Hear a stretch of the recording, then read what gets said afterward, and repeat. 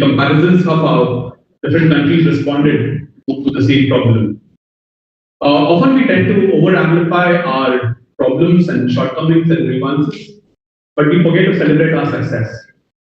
And a gap of our governance systems has been, has been that the achievements are not well documented and the significance is not well understood.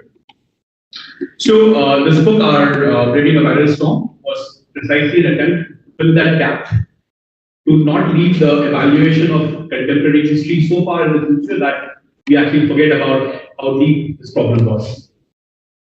India's vaccination program was unique because it delivered a AAA rating of AAA rating of access, availability, and affordability. India ensured that we had access to the right vaccines, right quantity of vaccines, also that they were made available to a big population, and finally that it was kept at an affordable price, which was very critical for a country like ours.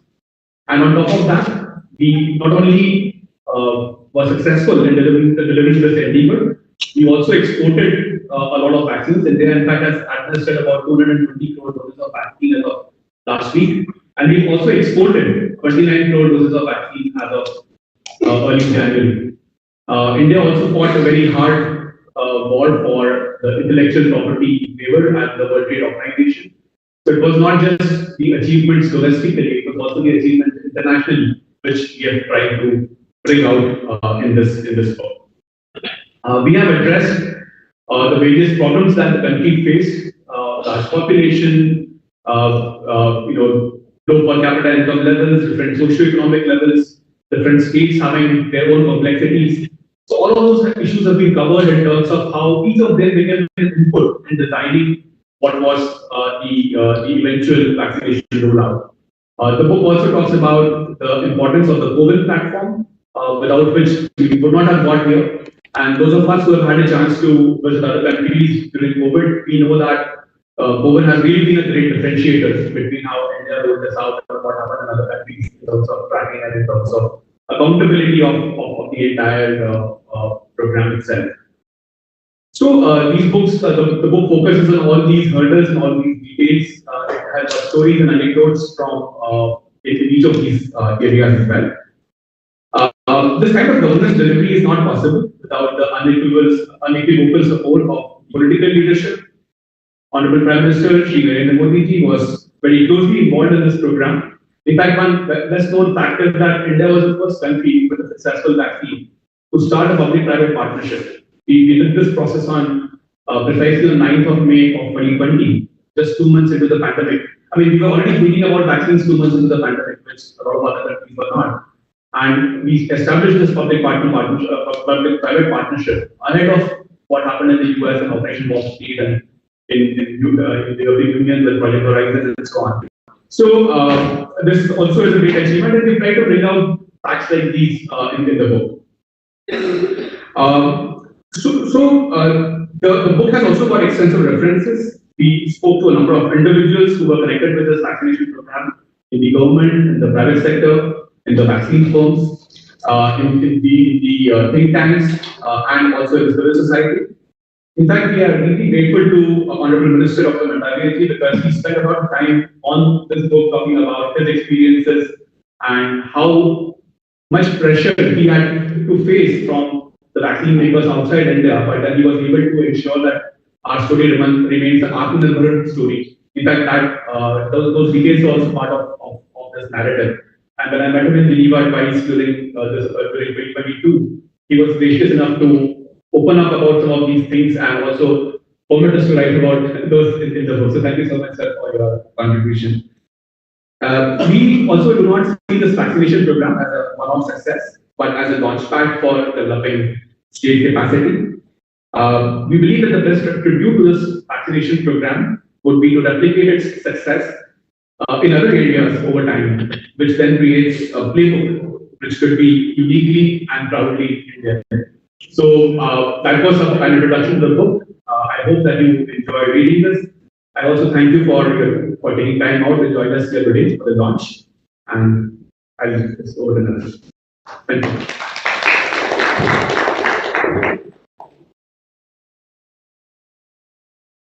Thank you so much, Mr. Shabakar. He needs no introduction, but it is my honor to say a few words about Dr. Mansukh Mandaviya, the Union Minister for Health and Family Welfare and Union Minister for Chemical and Fertilizers. Dr. Mandaviya was born in a small village in Bhavnagar, and he has a PhD on the subject of role and ground awareness in community development challenges, the field of political science from Gujarat Institute of Development and Research, Ahmedabad. He has been the youngest MLA in Gujarat in Rajya Sabha at the age of 38. In May 2019, he took oath as Minister of State of the Council of Ministers, Government of India, and he took charge as the Union Minister for Health and Family Welfare on the 7th of July 2021, with the additional responsibility of the Ministry of Chemicals and Fertilizers. As Union Minister for Health and Family Welfare, he has been at the forefront of strengthening India's fight against the pandemic and improving the overall healthcare system. Sir, I request you to now formally release the book, please. And I also request Mr. Kavish Mehra to please come up on stage. And I request the three of you to please do the honors.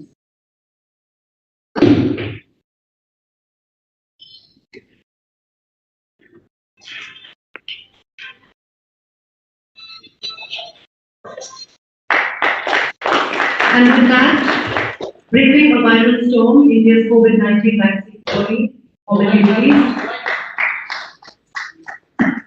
by the Honorable Minister for Health and Family Welfare, Dr. Mansukh Mandaviya. Thank you very much, sir.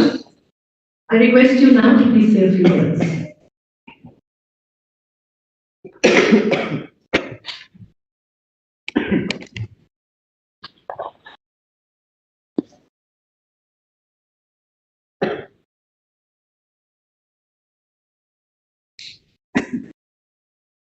आज मुझे खुशी है कि driving a viral from India's COVID-19 vaccine story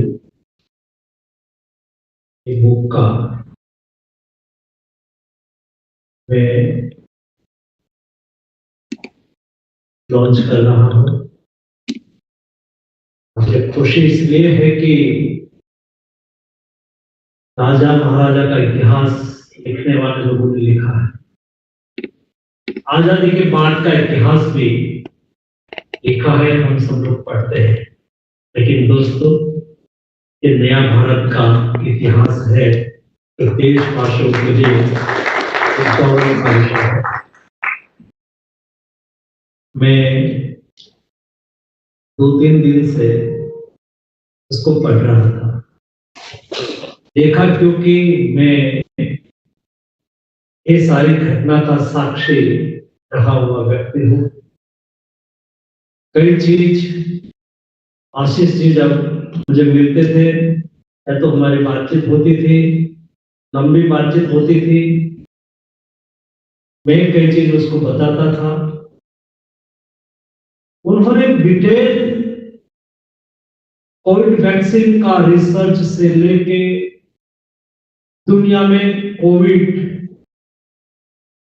का case detect होने लगा, Covid virus India में आने के बाद वैक्सीन रिसर्च के लिए दुनिया ने किया हुआ एफर्ट, इंडिया ने किया हुआ एफर्ट, मोदी जी ने किया हुआ एफर्ट, एक डिसिसिव लीडरशिप से क्या हो सकता है उसको लेके ड्यूरिंग रिसर्च दुनिया इंडिया के बारे में क्या सोचती थी, पेंडेमिक में इंडिया का क्या होगा, दुनिया इस विषय पर जब अपना अपना दुनिया की बड़ी बड़ी न्यूज में जो इंफॉर्मेशन न्यूज आती थी, और ऐसी स्थिति में हिंदुस्तान ने वैक्सीन रिसर्च का कैसे काम किया। रिसर्च होने के बाद देश में वैक्सीनेशन का 16 जनवरी 2021 से वैक्सीनेशन ड्राइव चालू हुई। एक ऐसा नया भारत जहां कोई वीवीआईपी नहीं, सब देश के आम नागरिक वीआईपी के तौर पे कैटेगरी वाइज कैसे वैक्सीन लिया देश के प्रधानमंत्री की जब एज के हिसाब से उसके बारे में तब उन्होंने वैक्सीन लिया। उस वक्त देश और दुनिया इंडिया के बारे में क्या कमेंट कर रही थी। देश में India is a big country, huge diversity number of political parties, सब लोगों ने कैसी कैसी कमेंट की थी।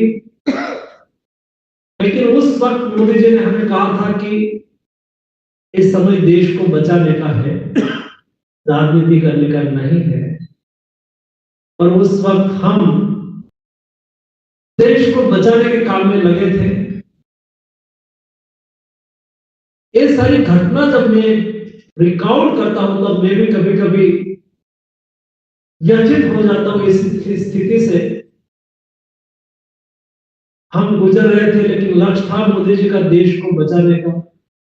अजय टीम ऑफ मोदी मेरी जिम्मेवारी थी कि हम उसको कैसे सक्सेस करें।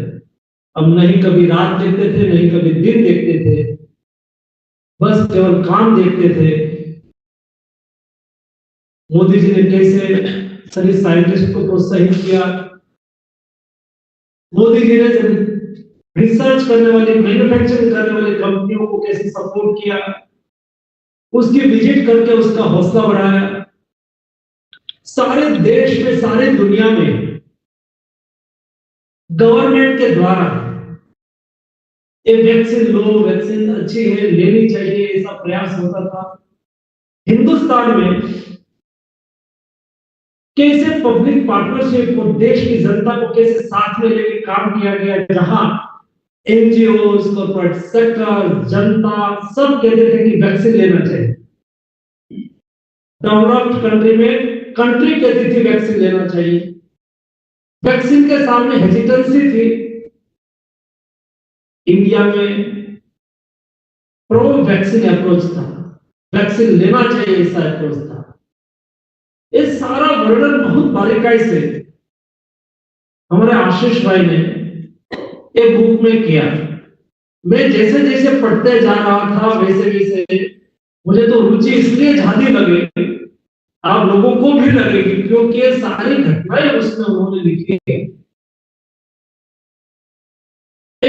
सरकार ने प्रत्यक्ष झेला है। लेकिन दोस्तों, प्राउड इस बात का है कि ये नया भारत की कहानी में इसलिए बोलता हूं, नया भारत के इतिहास में इसलिए बोलता हूं, ये देश की एक ऐसी बुक है जिसमें ये देश की क्षमता और ताकत हम कर सकते हैं। हमने करके दिखाया, कोविड मैनेजमेंट करके दिखाया, वैक्सीनेशन 2.2 बिलियन डोज एडमिनिस्टर होना, एक दिन में 2.2 करोड़ 51 लाख डोज प्रधानमंत्री जी के जन्मदिन के अवसर पर एक दिन में एडमिनिस्टर होना, सारा ऑस्ट्रेलिया का पॉपुलेशन इक्विवेलेंट, छोटी बात नहीं है। दोस्तों, आप भी अपने स्वयं को महसूस करिए। कभी आपने देखा एक दिन में डेली 1,50,000 वैक्सीन सेंटर ओपन होते थे, 1,50,000 वैक्सीन सेंटर। कभी आपने देखा कि हम वैक्सीनेशन के लिए गए थे लेकिन वैक्सीनेटर नहीं थे इसलिए वैक्सीन रुका था? जी नहीं, आपने कभी नहीं सुना होगा। आपने ये भी नहीं सुना होगा कि हम गए, वैक्सीन आ रहा था, रास्ते में था इसलिए वैक्सीन नहीं लगा। कोई एक भी घटना नहीं बनी होगी। आपने ऐसा भी कभी एक भी घटना नहीं देखी होगी कि वैक्सीनेटर थे, वैक्सीन थे, लेकिन सीरीज नहीं थी। छोटी बात नहीं है। सीरीज नहीं थी इसलिए वैक्सीन रुका, सीरीज भी थी लेकिन टाइम पे निकल नहीं पहुंच पाई थी इसलिए ये वैक्सीनेशन सेंटर पर वैक्सीन रुका था। कभी नहीं आपने सुना होगा एक मैनेजमेंट कैसे हो सकता है। दोस्तों, इससे इंडिया का हमने मोदी जी ने कभी सफलता आपके नाम पे नहीं, स्वयं के नाम पे नहीं दी। ये ताकत हिंदुस्तान की है दोस्तों, दुनिया उसको इस तरह से कभी मैपिंग नहीं है, क्योंकि सक्सेस स्टोरी इंडिया की है। जब मैं इंडिविजुअल इंटरनेशनल प्लेटफॉर्म पर जाता हूं, दुनिया से बात होती है, तब उसकी फीलिंग क्या हिंदुस्तान करके दिखाया है। मैं last world economic forum Davos गया था, बिल गेट्स मुझे मिला, और जब हैंडशेक किया उसके साथ उन्होंने, क्योंकि दुनिया के गणमान्य व्यक्तियों में से है, पॉलिटिकल तो है नहीं, उन्होंने सबसे पहले मुझे कांग्रेचुलेशंस कहते हुए कहा, congratulations India, you have done the best Covid management and